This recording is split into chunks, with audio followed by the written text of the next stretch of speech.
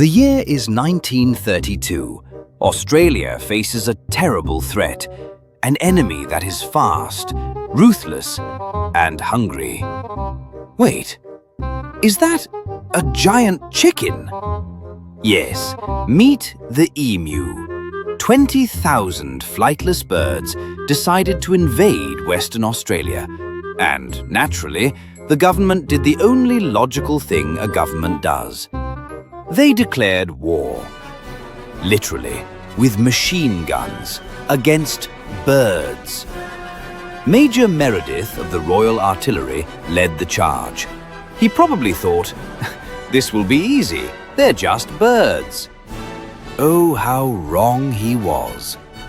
November 2nd, the soldiers spotted the birds. They aimed their Lewis machine guns. They fired. But emus, they have a secret weapon. It's called running away in random directions. The birds split up. They dodged bullets like they were in the Matrix. The soldiers hit nothing but dirt. It was embarrassing. Plan B. They mounted a machine gun on a truck to chase them. Genius, right?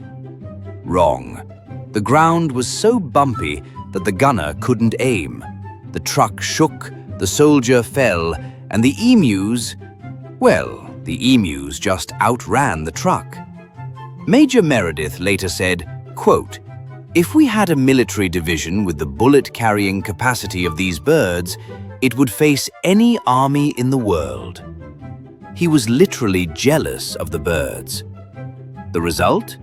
After using nearly 10,000 bullets, they only killed a tiny fraction of the birds. The government gave up and withdrew the army. Australia officially lost a war to flightless birds. History is weird. Subscribe to WikiPaint for more accurate nonsense.